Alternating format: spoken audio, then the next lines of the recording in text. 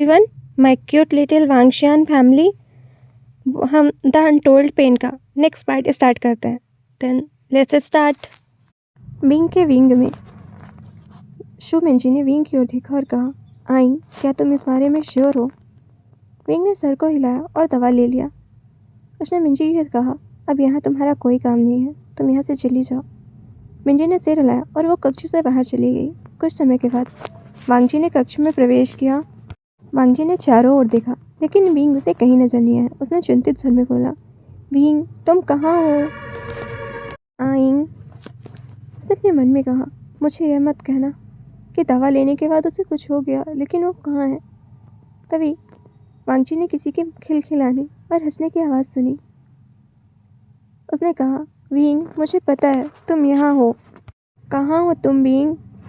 तभी विंग की हंसने की आवाज़ आई। उसने कहा, मुझे ढूंढो लंजा, बताओ मैं कहाँ हूँ। लंजा परिचित शब्द सुनकर असहजता महसूस की। उसके हृदय में पीड़ा और पुरानी यादें उमड़ आई। उसने कहा, आई, कहाँ हो तुम? मेरे सामने आओ। तभी विंग ने चिढ़ाने वाली आवाज़ में कहा, नहीं, तुम्हें मुझे ढूंढना होगा लंजा। अगर तुम मुझे ढूंढने में विफल है तो तुम्हें अकेले सोना होगा। बेचारा लंजा। लंजा उसे अपना अतीत याद आ जाता है, लेकिन जल्दी वो अपनी यादों से बाहर आया और आंतरिक रूप से मुस्कुराया और अपने मन में कहा, वो अभी भी। लंजा पर्दे की ओर चला और दुखी होकर मुंह बनाते हुए बोला, हे भगवान, अब मैं अपने हस्बैंड को ढूंढ नहीं पा रहा। अब तो मुझे अकेले ही सोना पड़ेगा। वहीं विंग अपनी हंसी को दबाने के लिए दोनों हाथों से अपने चेहरे को छुपा रखा था। तभी वांगजी ने विंग का हाथ पकड़ लिया और कहा, मैंने तुम्हें पकड़ लिया। उसने विंग को अपनी ओर खींचा। वहीं विंग ने दुखी होकर मुंह बनाया। वांगजी ने विंग की कमर पकड़ ली और उसकी ओर देखकर मुस्कुरा रहा था। तभी विंग ने अपनी पपी आइज दिखाते हुए कहा, लंजा, तुमने मुझे फिर से पकड़ लिया। लंजा ने कहा, मुझे अपनी ये मासूम आंखें मत दिखाओ। वो तुम ही थे जिसने मुझे चुनौती दी, इसीलिए मैंने तुम्हें ढूंढ लिया और अब मैं जीत गया। वांगजी ने विंग को देखा। उसने विंग के गालों को सहलाया और कहा, तुम सचमुच बहुत सुंदर हो विंग। फिर उसने अपने मन में सोचा, हमारे बीच चीज़ें इस तरह क्यों बदल गई? लंजा एक क्षण के लिए स्तब्ध रह गया। विंग ने लंजा की इस अचंभे स्थिति का फायदा उठाया और उससे थोड़ा दूर खिसक गया। तभी लंजा ने कहा, विंग, वहीं रुको। वहीं विंग बिस्तर की ओर भागते हुए मुस्कुराते हुए बोला, नहीं लंजा। तभी लंजा ने कहा, अगर मैंने तुम्हें पकड़ लिया तो तुम्हें सजा मिलेगी।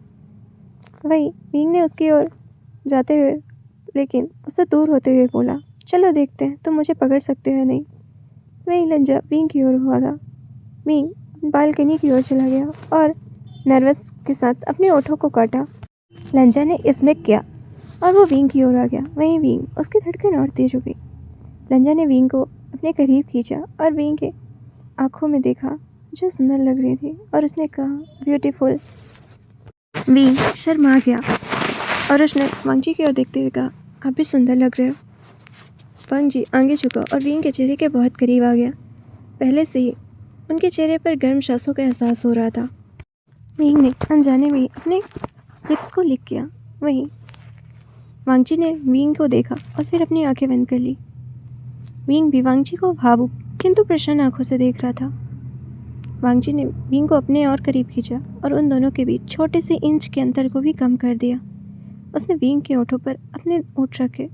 वो विंग के साथ एक पैशनेट किस कर रहा था और अपना हाथ विंग की गर्दन से लेकर उसकी पीठ, उसकी पतली कमर तक ले गया। उनका किस और भी स्लोपी और वेट हो गया। वो बहुत हंग्री थे, इतने वर्षों से एक दूसरे से अलग रहे, जो एक किस के माध्यम से अब पूरा हो रहा है। उनको अब बहुत कुछ करना है। उनका किस और भी तीव्र हो गया। उनकी सांसें एकदम मध्यम से रह रही थी। दोनों के दिमाग शून्य हो गए थे। वो सालों बाद एक दूसरे को महसूस कर रहे थे। उनके दिलों में सालों बाद एक दूसरे को पहचाना था। वांगजी ने किस को तोड़ा और विंग के लाल चेहरे को देखा। वहीं विंग, उसने अपनी धुंधली और सुंदर आंखें देखी।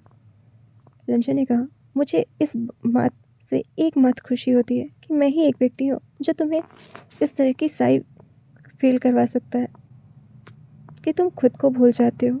ऐसा करने की शक्ति केवल मेरे पास है। तुम केवल मेरे हो, माय लव।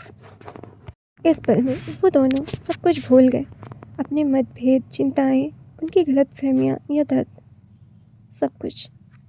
वांगजी ने विंग को दुल्हन की तरह बालकनी से उठाया और अंदर कमरे की ओर चल दिया। उसने विंग को बिस्तर पर लिटा दिया और बिस्तर के चारों ओर के पर्दे बंद करके बिस्तर के अंदर बैठ गया।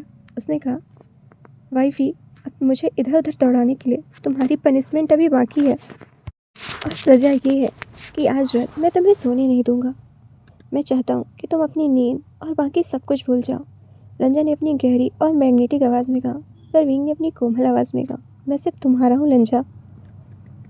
इतना सुनते ही वांगजी विंग के ऊपर आ गया और जल्दी उसके कपड़े उतारने लगा। वहीं विंग उसकी शर्मिंदगी से और सांस अटक गई। जल्दी विंग और वांगजी दोनों पूरी तरह से निट थे। वांगजी अपने कपड़े खोल रहा था और विंग की ओर गौर से देख रहा था। विंग ब्लश कर रहा था और वो लंजा की नेक बॉडी को देखे जा रहा था। वो अपना चेहरा भी छिपाना चाहता था, पर वो लंजा को देखना भी चाहता था। लंजा ने मुस्कुराहट के साथ टीज करते हुए कहा, यू शेमलेस बनी, तुम शर्मा भी रहे हो पर मुझे घूर भी रहे हो। तभी विंग ने कहा, मैं इतना अधिक अभिभूत हूँ, मैं यह देख ही नहीं पा रहा। और ऐसे भी मैं क्यों नहीं देख सकता जो मेरा है। लंजा ने मुस्कुरा कर कहा, यह सच में सुंदर है और हाँ, मैं सिर्फ तुम्हारा हूँ। लंजा ने धीरे से विंग के माथे, आँख, गाल और होठों पर किस किया। उसने विंग की चिकनी गर्दन पर किस किया, फिर वहाँ लिख किया। उसने विंग के संवेदनशील बिंदुओं पर वाइट करना और लिख करना स्टार्ट कर दिया। उसने विंग की गर्दन से लेकर कंधे, कॉलर बोन, यहाँ तक कि विंग की चिन पर भी वाइट किया और अपने निशान छोड़े। लंजा ने अपने आप से कहा, मैंने ऐसा बहुत मिस किया। मैं यह सुनिश्चित करने जा रहा हूँ कि मेरे निशान के अलावा तुम किसी और चीज़ से ना ढके हो। लान बुशियान उस झुका और विंग के निप्पल से खेलते हुए अपनी जीभ में घुमाया। उन्हें काटते हुए वो पूरे निप्पल को अपने मुंह में लिया और उन्हें पूरे ही जोश से लिक करने लगा। वही विंग उसके मुंह से मौन निकल आया। वो अपनी पेट में जोर झुका और जोर जोर से कराने लगा। कुछ देर बाद वह आगे की प्रक्रिया में बढ़े और वांगजी अब विंग के पूरे शरीर पर किस और लिक कर रहा था। कुछ देर बाद कमरा विंग की भारी और मोहक मौन की आवाज़ों से भरा था। उन्होंने ये काफ़ी देर तक किया।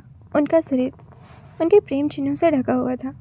वांगजी ने विंग को अपनी बाहों में देखा, जो कि बहुत ही शांति से सो रहा था। अगली सुबह पर्दे के पीछे से झांकती सूरज की सुनहरी किरणें विंग पर गिरी।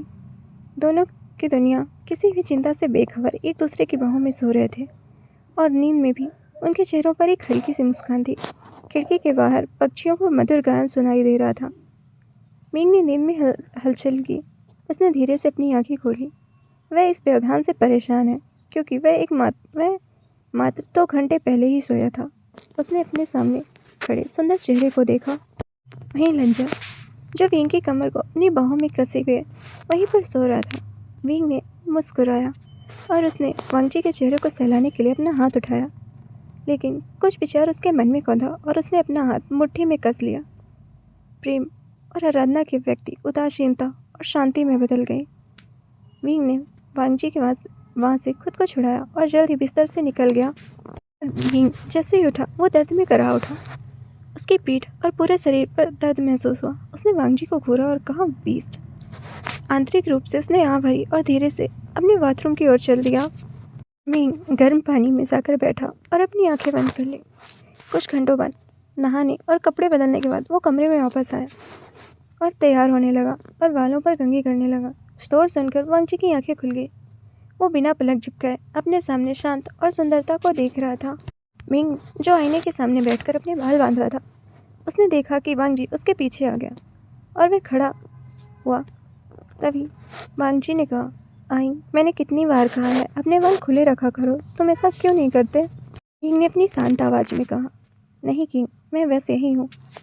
इससे मुझे काम में बाधा नहीं होती, इसीलिए मैं इन्हें बांधता हूँ।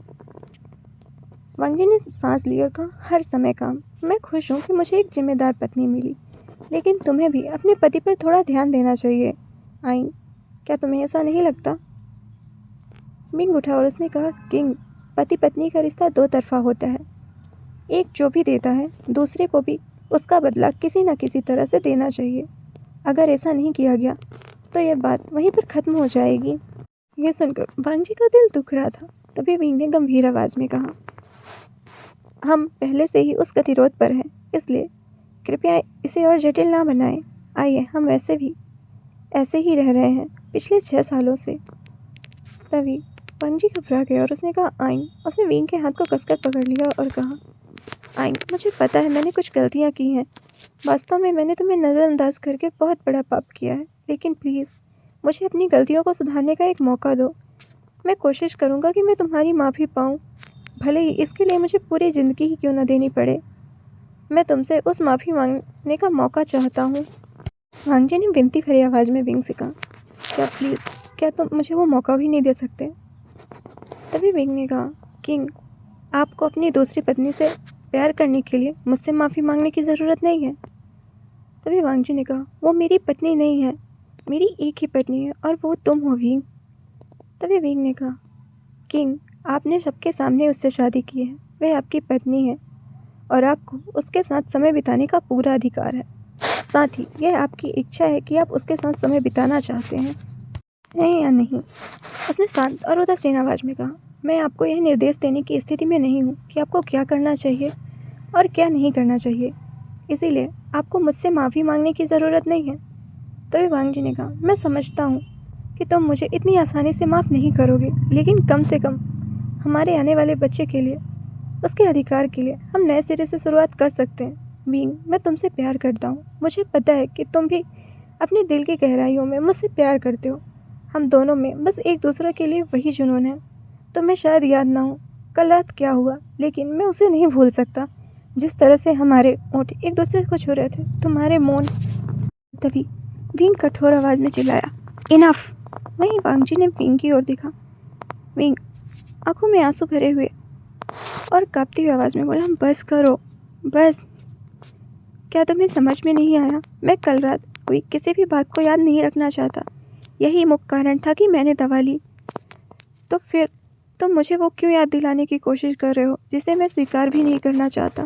तभी वांग जी ने कहा, पर इसमें क्या बुराई है विंग? मुझे पता है कि हम पहले जैसे नहीं रहे। हमारे बीच बहुत सारी मिसअंडरस्टैंडिंग है, हमारे बीच बहुत सारे मतभेद हैं, पर मैं अभी तुम्हारा हस्बैंड हूँ। हमने कोई पाप नहीं किया है। तुम भी तो कल रात खुशी खुशी मौज मस्ती कर रहे थे, फिर उसे क्यों भूलना चाहते हो? विंग ने कहा, क्योंकि मैं नहीं जानना चाहता कि तुमने मुझे उन होठों से छुआ जिससे तुमने किसी और को किस किया। तुमने मुझे उन हाथों से छुआ जिनसे तुमने किसी और को छुआ। मैं इस बारे में गहराई से नहीं सोचना चाहता ताकि मुझे खुद से घृणा ना हो। मैं मेरे बच्चे के बारे में कुछ भी बुरा नहीं सोचना चाहता, इसलिए कृपया इसे बंद करें। और अब 9 बज चुके हैं, तो हाँ, ये हायुन और यूशी के लिए प्रार्थना का समय है, इसलिए प्लीज़ आप यहाँ से जाइए। विंग ने वांग जी की तरफ अपनी पीठ कर ली और उसने अपने आंसू को पोंछा। वांग जी, उसे ऐसा महसूस हुआ कि उसके दिल पर किसी ने तेज चाकू से वार किया हो। वांग जी को आखिरकार एहसास हुआ कि उसकी गलती इतने सालों तक विभिन्न कारणों से विंग की उपेक्षा करना नहीं है। उसकी सबसे बड़ी गलती है मिन शिया से शादी करना। उसने अपनी प्रॉमिस को तोड़ा। हालांकि विंग कोई राजकुमार नहीं है, लेकिन वह अपने माता पिता का सबसे प्रिय बेटा है। उसके माता पिता महान जनरल वे थे और बुद्धिमान निर्णय लेने के लिए जाने जाते थे। यदि उसके माता पिता आज जीवित होते तो विंग इस तरह का कष्ट नहीं सह पाता। उनके माता पिता उसके लिए एक महान उदाहरण और आदर्श है। एकमात्र व्यक्ति जिसे उनके पिता ने अपनी अंतिम सांस तक प्यार किया, वो उसकी माँ थी। नाम और प्रसिद्ध होने के बावजूद उसके पिता अपनी माँ के प्रति वफादार और लॉयल रहे। विंग की भी शादी के बारे में यही विचारधारा थी, लेकिन वांग जी ने सब कुछ तोड़ दिया। विंग को उसे माफ़ क्यों करना चाहिए? 2 महीने बाद, उस रात के बाद वांग जी को छोड़कर सब कुछ अपनी दिनचर्या में वापस आ गया। अब वांग जी को किसी युद्ध में जाने के लिए ज़रूरत नहीं है, क्योंकि ज़्यादातर राज्य पहले से ही उसके द्वारा जीते जा चुके हैं और कुछ अन्य क्षेत्रों में शक्तिशाली लान साम्राज्य के खिलाफ जाने की हिम्मत नहीं है। इस अवधि के दौरान वांग जी हमेशा विंग से मिलने और बात करने के लिए आता था, लेकिन विंग हमेशा उसे नज़रअंदाज करता है। भले ही वांग जी रात में विंग के कक्ष में आता है, वे कभी एक दूसरे के साथ अब इंटेंशनली पास नहीं आए। विंग किसी भी बात को लेकर वांगजी से भिड़ना नहीं चाहता था, क्योंकि लोग उनसे भिड़ते हैं जिन्हें वो खोना नहीं चाहते, उनसे नहीं जिन्हें वो पहले ही खो चुके हैं। इसीलिए विंग किसी भी कीमत पर वांगजी से बच रहा है। वो किसी भी टकराव की ज़रूरत नहीं समझता। वहीं वांगजी बच्चों के साथ महल के बगीचे में खेल रहा है। उसने अपनी बड़ी बेटी लान हायुन को अपने पास बुलाया और उसके कान में कुछ कहा। हायुन की आंखें चमक गईं। वहीं योशी ने भी कहा, वाह, हम जल्दी वापस आते हैं पापा। यह कहकर दोनों बहनें वहाँ से पश्चिमी विंग की ओर चली गईं। वहीं पश्चिमी विंग में विंग आलसी से बैठे हुए अपने हाथ में बही खाता लिए पढ़ रहा था। तभी दोनों राजकुमारियाँ उसके पास हंसते हुए आईं और बोली, रानी माँ, रानी माँ। विंग ने अपनी किताब नीचे रखी और उससे पूछा, तुम दोनों यहाँ क्या कर रहे हो? वह दोनों ने खुश होते हुए कहा, रानी माँ, हमारे साथ खेलो। हायुन ने कहा, हाँ रानी माँ, हमारे साथ महल के बगीचे में आइए ना। तभी विंग ने कहा, लेकिन क्या तुम दोनों अपने पिता के साथ नहीं खेल रही? तभी हायुन ने कहा, लेकिन हम आपके साथ खेलना चाहते हैं, प्लीज़ रानी माँ, चलिए ना, हमारे साथ खेलिए। विंग ने गहरी सांस ली और कहा, ठीक है। दोनों खुशी से उछल पड़ी। इधर वांगजी ने दोनों राजकुमारी से पूछा, तो फिर हम क्या खेलें? हायुन ने कहा, हम आपकी आंखों में पट्टी बांधेंगे और आपको हमें पकड़ना होगा, ठीक है पिताजी? वांगजी ने कहा, ठीक है। योशी ने वांगजी की ओर देखा और कहा, यहाँ पिताजी। वांगजी ने उसके हाथ से कपड़ा लिया और अपनी आंखों पर पट्टी बांधी और उन्हें ढूंढना शुरू कर दिया। हायुन और योशी इधर उधर दौड़ते हुए खिलखिला रहे थे, जिससे विंग और वांगजी भी मुस्कुरा रहे थे। पर वांगजी ने अचानक विंग को पकड़ लिया। विंग अपनी जगह पर स्टिफ हो गया। वांगजी ने विंग को पकड़े हुए अपनी आंखों से पट्टी खोली और फिर विंग की उदासीन आंखों में देखा। वहीं विंग वांगजी को घूर रहा था। उनकी गहरी निगाहें किसी लंबे समय तक पिछले प्रेमी युगल की तरह लग रही थी। विंग को पता नहीं था कि दो लोग भी उन्हें घूर रहे हैं। एक खुद को असुरक्षित महसूस कर रहा है तो दूसरा खुद को दोषी महसूस कर रहा था।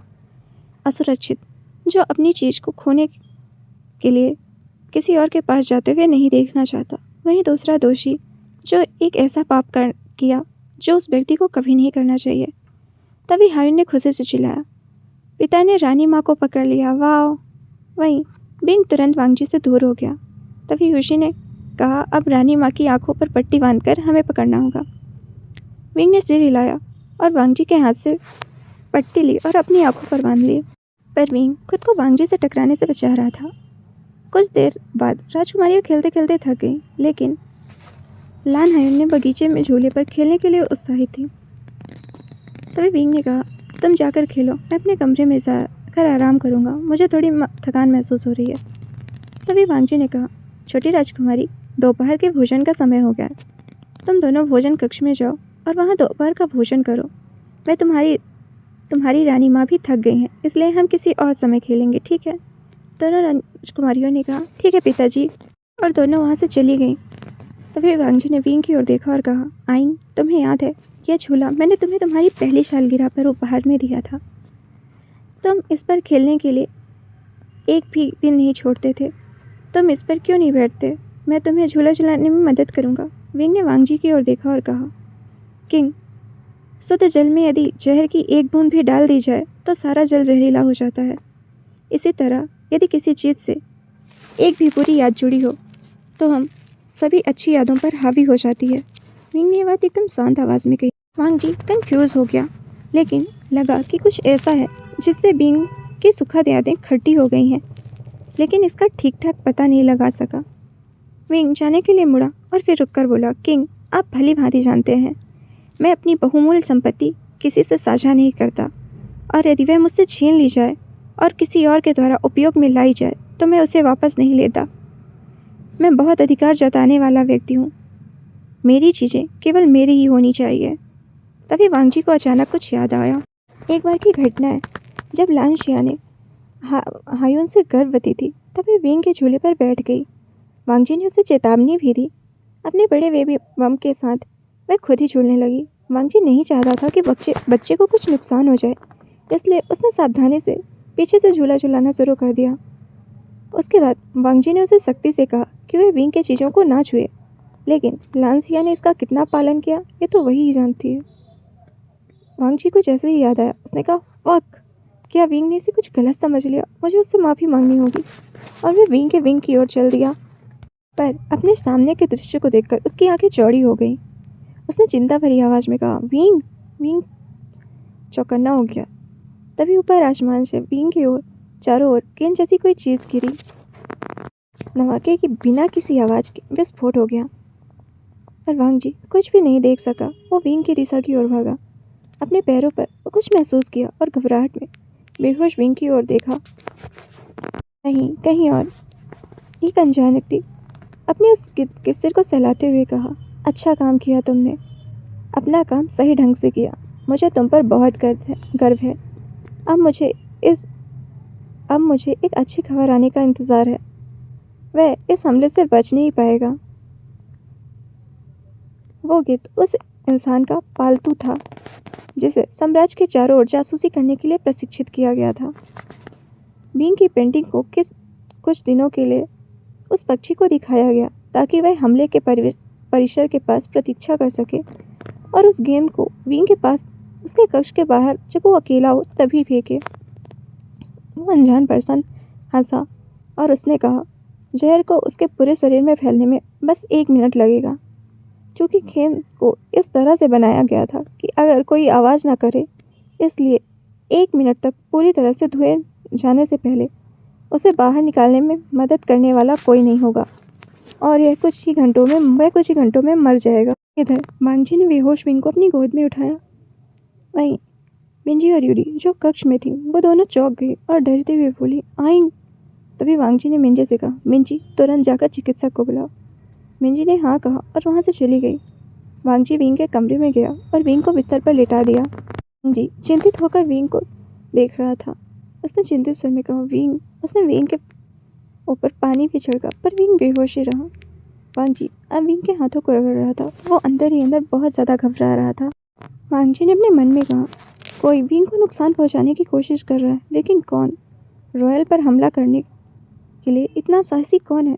कुछ मिनटों बाद मिंजी चिकित्सक के साथ वहां पहुंची। शाही चिकित्सक ने वांगजी की अनुमति ली और कक्ष में प्रवेश किया। वांगजी ने चिंतित स्वर में कहा, रॉयल फिजिशियन, एक ईगल ने किसी तरह की गेंद फेंकी जो बिना किसी जोर के धुएं में बदल गई। मुझे नहीं पता क्या है, लेकिन कुछ ही सेकंड के भीतर विंग बेहोश हो गया और मैं उसे तुरंत यहाँ ले आया। प्लीज कुछ करिए। चिकित्सक ने विंग की जांच की और फिर कहा, क्वीन विंग को जहर दिया गया है। यह जहर बहुत शक्तिशाली है और अगर रानी विंग को कम से कम 1 मिनट भी उस धुएं में रहती तो अब तक उनकी मौत हो चुकी होती। भगवान की कृपा से आप उनके साथ थे और उन्हें उस धुएं से तुरंत बाहर निकाला है। वहीं वांगजी का दिल डर से तेजी से धड़क रहा था। उसने अपनी मुट्ठी गोद में भींच ली। उसकी आंखों में क्रोध साफ दिख रहा था। रॉयल फिजिशियन ने एक चीनी मिट्टी की बोतल निकाली और एक गोली निकालकर उसे विंग के मुंह में डाल दी। वांगजी ने पूछा, क्या आइंग अब सुरक्षित है? क्या वे खतरे में नहीं है ना? सही चिकित्सक ने कहा, जी महाराज, अब क्वीन खतरे से बाहर है और उन्हें 2 घंटे के अंतराल पर ये 5 गोलियां देनी है। वांगजी ने दवा की बोतल ले ली और सिर हाँ में हिलाया। कहा, और? वांगजी ने चिंतित स्वर में कहा, और क्या सही चिकित्सक? वहीं लान कुरान विंग पर हमले की खबर सुनकर वहां तुरंत पहुंच गए। उन्होंने पूछा, क्या हुआ? लान शिया भी विंग पर हमले की खबर सुनकर वहां पर आई थी और मैडम लान भी उसकी खबर सुनकर ही वहां पर आई थी। तभी शाही चिकित्सक ने उन सबको देखते हुए कहा, चिंता मत करिए, क्वीन अब ठीक है। रानी विंग को आखिरकार आशीर्वाद मिल गया है। वो गर्भवती है। वांगजी हैरान हो गया। उसकी आंखें आंसुओं से भर गई। उसे अपने कानों पर विश्वास नहीं हो सका। उसने कहा, क्या सच में? सही चिकित्सक ने कहा, जी महाराज, आपको बधाई हो। वहीं मैडम लान और लान कुरान दोनों बहुत खुश थे। लान शिया एकदम शॉक थी। उसने अपने मन में सोचा, क्या विंग वास्तव में प्रेग्नेंट? ये इम्पॉसिबल है। विंग सच में प्रेग्नेंट है?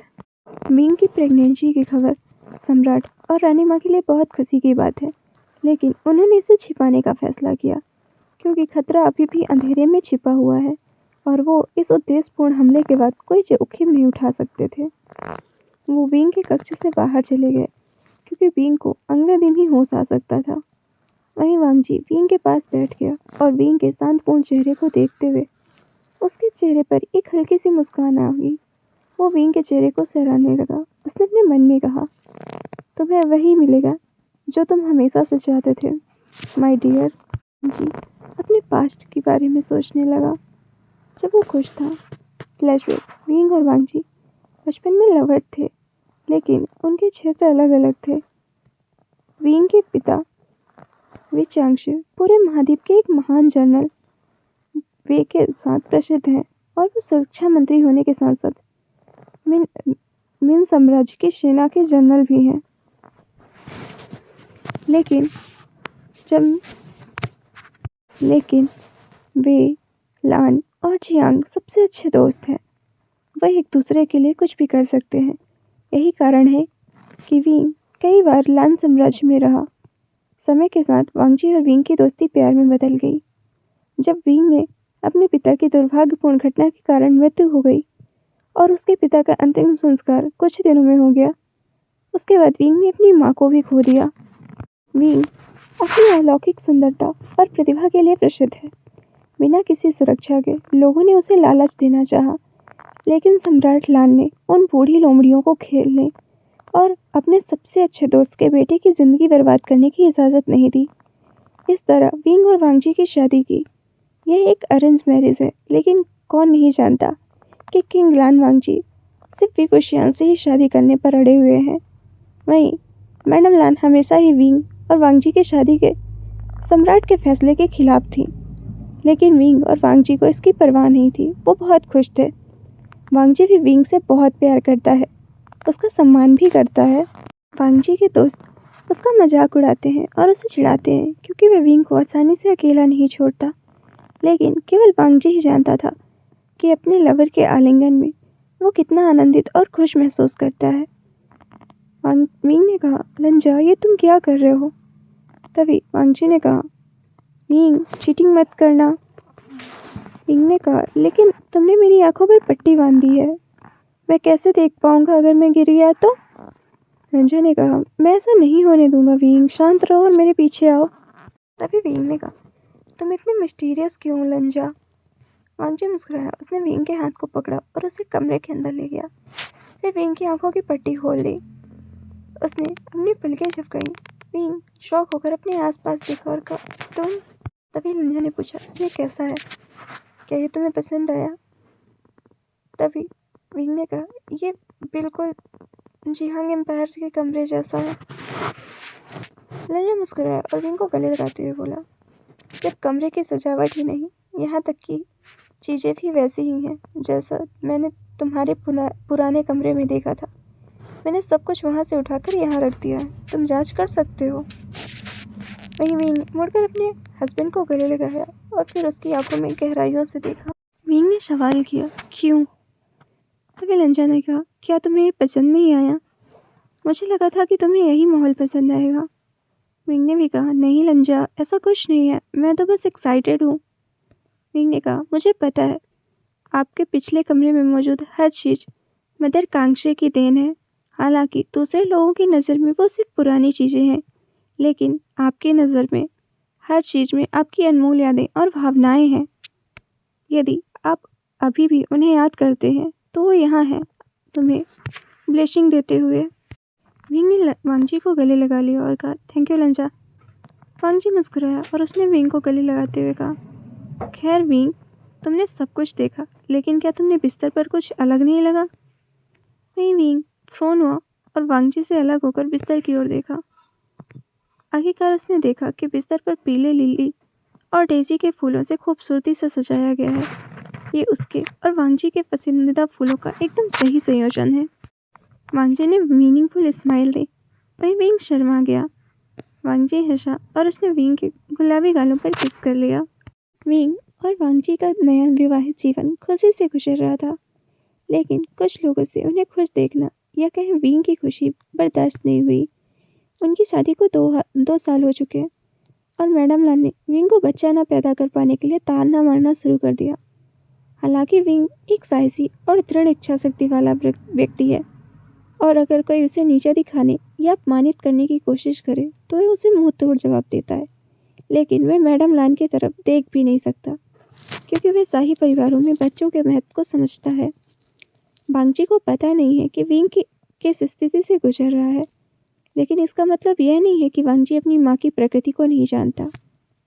वांगजी ने विंग के कमरे में प्रवेश किया और देखा कि पूरा कमरा अंधकार से भरा हुआ है।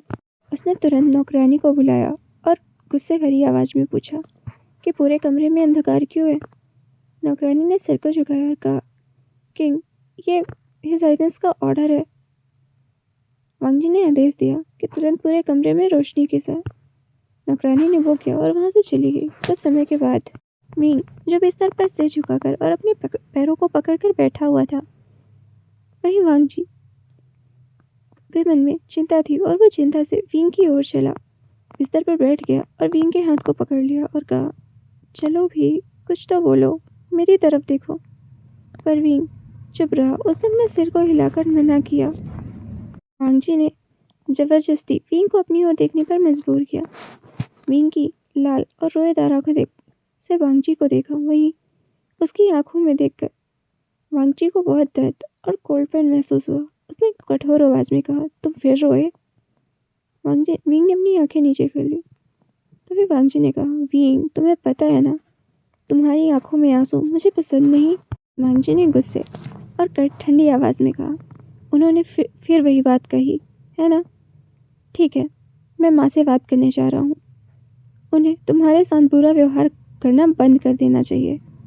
तभी विंग ने वांगजी को गले लगा लिया और उसे जाने से रोकते हुए कहा, लंजा। वहीं वांगजी ने विंग के जौ को पकड़ा और कहा, दोबारा नहीं विंग। विंग वांगजी को अब तक गले लगा रहा जब तक कि वो शांत नहीं हो गया। फिर उसने कहा, सॉरी लंजा, मुझे पता है वह मुझे चोट पहुंचाने के लिए जानबूझकर ऐसा कर रही हैं, लेकिन मैं दुखी होने से खुद को नहीं रोक पाया। हम अपनी शादी के बाद से ही बच्चे के लिए कोशिश कर रहे हैं, लेकिन मैं फिर भी प्रेग्नेंट नहीं हूँ। मुझे ऐसा लगता है कि मेरे शरीर में ही कुछ समस्या है, जिसके कारण मैं तुम्हें बच्चा नहीं दे पा रहा। विंग ने बहुत दुखी आवाज में कहा। तभी वांगजी ने विंग की ओर देखते हुए कहा, विंग, मैंने हमेशा तुम्हें कहकर सांत्वना दी है कि यह शायद सही समय नहीं है और इसीलिए भगवान ने हमें संतान का आशीर्वाद नहीं दिया, लेकिन आज मैं तुम्हें कोई सांत्वना नहीं देने जा रहा। विंग ने आश्चर्य से वांगजी की ओर देखा। तभी वांगजी ने कहा, तुम ऐसा क्यों सोचते हो कि तुम्हारे शरीर में ही समस्याएं हैं? शायद समस्या मेरे अंदर हो। इसमें तुम्हारी क्या गलती है? शायद मेरी ही गलती हो। विंग शॉक्ड हो गया और उसने कहा, लंजा, ऐसे मत बोलो। यदि किसी ने इस बारे में अफवाह फैला दी तो हमारे लोग तुम्हारा सम्मान नहीं करेंगे। वो उत्तराधिकारी के बिना असुरक्षित महसूस करेंगे, क्योंकि अन्य राज्यों से में बड़ा खतरा होगा। तभी लंजा ने कहा, बिल्कुल, मैं भी यही कारण से डरता हूँ, इसीलिए मैं अपना डर आपके साथ साझा कर रहा हूँ, जो मुझे जज नहीं करेगी। और अगर साम्राज्य ना होता तो मैं बच्चे के बारे में सोच भी नहीं पाता। हम दोनों एक दूसरे के लिए काफी हैं। विंग के चेहरे पर मुस्कान आ गई वांगजी की ऐसी बातें सुन के। ने हंसते हुए कहा, जब तक तुम मेरे साथ हो मैं किसी भी बाधा से गुजर सकता हूँ और किसी भी प्रकार के तनाव को संभाल सकता हूँ। तभी वांगजी ने कहा, मैं हमेशा तुम्हारे साथ रहूंगा। अब ये सब छोड़ो और अपने बच्चे का क्या नाम रखना चाहते हो, और हमें अपने कमरे को कैसे सजाना चाहिए, क्योंकि हमें अभी तैयार रहना चाहिए। हो सकता है मुझे तब समय ना मिले, तो चलिए अभी फैसला करते हैं। इस्माइल के साथ कहा, मैंने इसके बारे में पहले से ही सोच रखा है। मैं अपने छोटे राजकुमार का नाम वांगशियन रखूंगा। उसका उपनाम युवान होगा। उसने उत्साहित स्वर में कहा। तब वो वांगजी की चमकती आंखों को देख सकता था। उसने पूछा, ये कैसा है? वांगजी ने मुस्कुराते हुए कहा, यह बहुत अच्छा है, क्योंकि आपका नाम मेरे नाम के साथ जुड़ा है। लेकिन तभी विंग ने चिंतित स्वर में पूछा, लेकिन क्या लंजा? वांगजी ने कहा, अगर वे राजकुमारी हो तो क्या होगा? क्या तुम इतने पक्षपातपूर्ण कैसे हो सकते हो विंग? क्या तुम्हें हमारी राजकुमारी के लिए कोई नाम नहीं सोचना चाहिए? विंग ने नकली गुस्सा दिखाते हुए वांगजी की तरफ देखा और कहा, मुझे लगा हमारी बेटी का नाम तुम्हें रखना चाहिए, इसीलिए मैंने इस बारे में नहीं सोचा। अगर तुम चाहते हो कि उसके लिए भी नाम मैं ही चुनूं तो? तभी वांगजी ने कहा, कोई ज़रूरत नहीं है, मैं अपनी राजकुमारी का नाम खुद रखूंगा। दरअसल मैंने इसके लिए पहले ही चुन लिया है। विंग ने वांगजी की ओर जिज्ञासावश देखा। वांगजी ने कहा, वो है इंग लानिंग, कैसा है? विंग ने वांग जी की ओर देखा और हंसते हुए बोला, तुम मजाक तो नहीं कर रहे? तो वांग जी ने कहा, बिल्कुल नहीं। विंग हंसने लगा। वांग जी फोन हुआ, फिर उसने एंग्रली आउट कर लिया। वहीं विंग ने खुद को काम किया, फिर मुस्कुराते हुए पूछा, लंजा, वैसे तुम्हें यह अनोखा नाम कैसे मिला? तो फिर वांग जी उठकर जाते हुए बोला, ठीक है, अगर तुम्हें हमारी राजकुमारी के लिए यह नाम स्वीकार नहीं, इसीलिए अब मैं जा रहा हूँ। तभी विंग ने वांग जी को पीछे खींच लिया और कहा, ठीक है, लेकिन अगर हम दोनों का नाम एक ही हो तो क्या इससे कोई समस्या पैदा नहीं होगी? वांग जी ने कहा, नहीं, मैं उसे बस प्रिंसेस कह के बुलाऊंगा और प्रॉब्लम सॉल्व। विंग हैरान हुआ और बोला, तो इसका मतलब यह है कि हमारी भी एक ही बेटी होगी? वांग जी ने कहा, हाँ, हमारे बेटे तो बहुत हो सकते हैं, लेकिन बेटी सिर्फ एक ही होगी। मैं अपनी राजकुमारी के लिए प्रति अपने प्यार को दूसरों के साथ साझा नहीं करना चाहता। तभी विंग ने कहा, लेकिन अन्य भी तो हमारे ही बच्चे होंगे ना लंजा? वांग जी विंग की ओर झुका और बोला, अब ये सब छोड़ो, हम इस पर बहस क्यों कर रहे हैं? सबसे पहले हमें इस बात पर ध्यान देना चाहिए कि हमारे बच्चे कैसे बने, फिर इस बात पर बहस करेंगे। विंग ने कहा, लेकिन हमारे कमरे की सजावट के बारे में भी मैं पूछा है ना? तभी वांग जी ने विंग के ओठों पर किस करते हुए कहा, हम कुछ देर में इस बारे में बात करेंगे। और जब वह अपने वैवाहिक सुख से बाहर आए तो विंग ने बच्चे के कमरे के लिए अपने विचारों के बारे में बताया। उसने वांग जी की ओर देखा, जो विंग की कमर को पकड़कर सो रहा था। विंग हंसा और अपनी आंखें बंद कर ली। Flashback and. और आज कहानी भी यहीं पर एंड करते हैं। मिलते हैं कल। Bye bye guys.